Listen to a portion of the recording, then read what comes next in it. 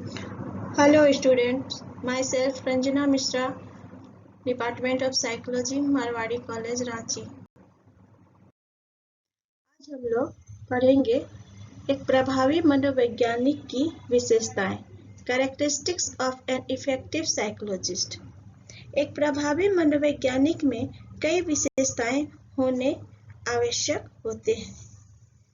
इन विशेषताओं के योग पर ही एक व्यावसायिक मनोवैज्ञानिक विभिन्न क्षेत्रों में एक परामर्शदाता, मनोचिकित्सक, विद्यालय मनोवैज्ञानिक, सलाहकार एवं प्रबंधक आदि के रूपों में अपने ज्ञान एवं कौशल का उपयोग कर व्यक्ति, संस्था और समाज को अपनी सेवाएं दे पाता है।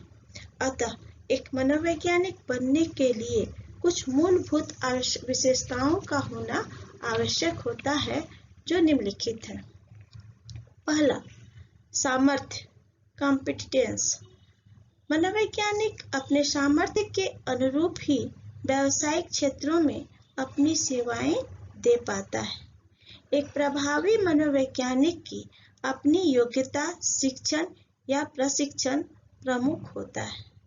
एक मनोवैज्ञानिक अपनी सामर्थ्य और कार्यकुशलता के स्तर को भी पहचानना होता है, ताकि वह उसके अनुरूप अपनी सेवाएं दे सके। उसके साथ ही उसे अपनी क्षमता में उत्तरोत्तर वृद्धि करना आवश्यक होता है, कुशलता के स्तर को बढ़ाना भी आवश्यक होता है तथा अपने सामर्थ्य को बढ़ाकर जटिल से जटिल समस्याओं का समाधान ढूंढ भी सके वह। दूसरा, वैज्ञानिक मानसिकता, साइंटिफिक टेम्पर्स। एक मनोवैज्ञानिक को अपने कार्य क्षेत्र में वैज्ञानिक मानसिकता बनाए रखना आवश्यक होता है। कोई भी वैज्ञानिक कार्य जांच किए जाने योग्य तथा लोगों के लिए उपयोगी ज्ञान की वस्तुनिष्ठ समझ पर आधारित होता है। अतः इसके लिए मनोवैज्ञानिक को अपने कार्य में वस्तुनिष्ठता यानी ऑब्जेक्टिविटी तथा लगन का भाव बनाए रखना आवश्यक होता है। उसे अपने दायित्वों के प्रति तटस्थ, पक्षपात रहित, ईमानदार और निर्मल दृष्टिकोण वाला बना रहना चाहिए। तीसरा, उत्तरदायित्व का बोध, सेंस ऑफ रेस्पॉन्सिबिलिटी। मनोवैज्ञानिकों पर व्यावसायिक कुशलता के स्तर को उच्च बनाए रखने की जिम्मेदारी होती है।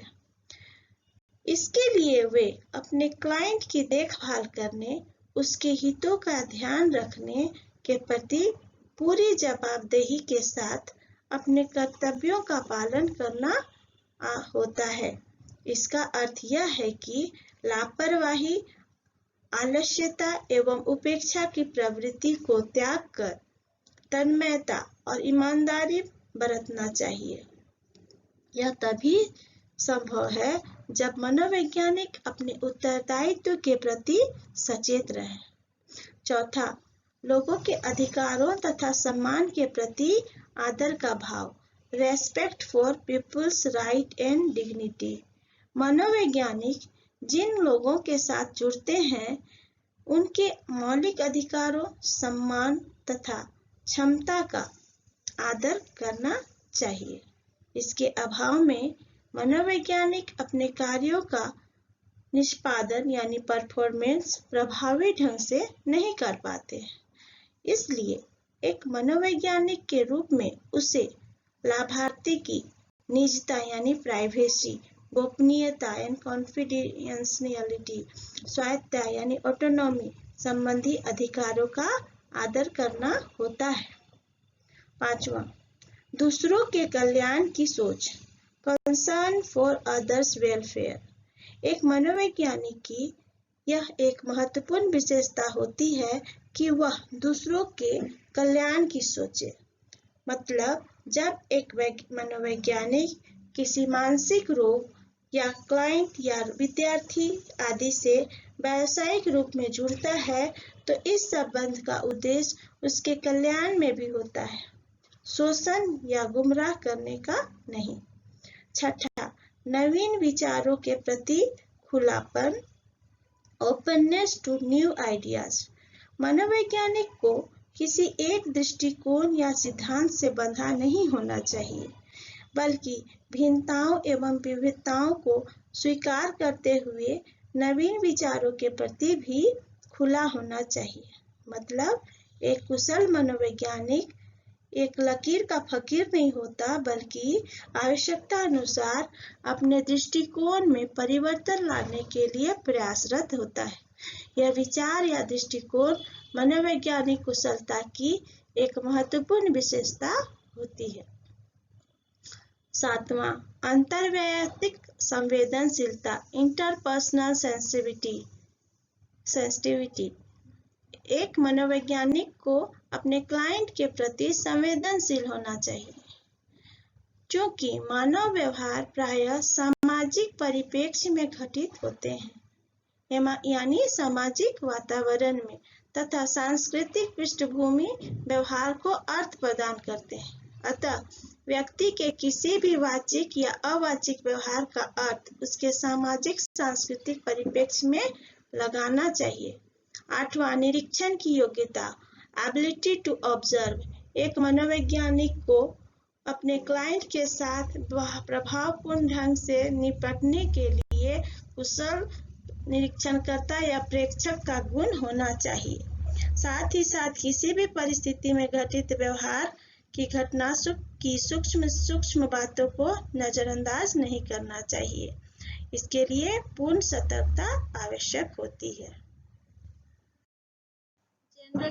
Generic skills are important skills that are mandatory for all psychologists, irrespective of their field of specialization. These skills include personal as well as intellectual skills. First, interpersonal skills, ability to listen and be empathic, to develop respect for, interest in others' cultures, experiences, etc. These skills are expressed verbally and or non-verbally. Next, cognitive skills, ability to solve problems, engage in critical thinking and organized reasoning, and having intellectual curiosity and flexibility. Next, effective skills, emotional control and balance, tolerance, understanding of interpersonal conflict, tolerance of ambiguity and uncertainty. Next, personality, attitude, desire to help others, openness to new ideas, honesty, integrity, value ethical behaviors, personal courage. Okay, next, expressive skills, ability to communicate one's ideas, feelings and information in verbal, non-verbal and written forms. Next, reflective skills, ability to examine and consider one's own motives, attitudes, behaviors, and ability to sensitive to one's own behavior or others.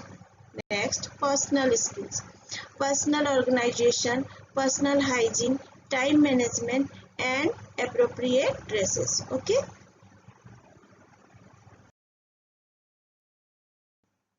Okay student, इस प्रकार हमने आज chapter 9 complete किया, जिसमें हमने मनोवैज्ञानिक कौशलों का विकास के अंतर्गत हमने विभिन्न कौशलों का अध्ययन किया, जिसमें ऑब्जर्वेशनल स्किल्स, उन types of observational skills, merits and demerits of observation skills, interview skills, AIIMS of interview, steps of interview, testing skills, testing, meaning and nature of counselling, what is counselling skills, ये सभी चीज़ें हमने step by step पढ़ा।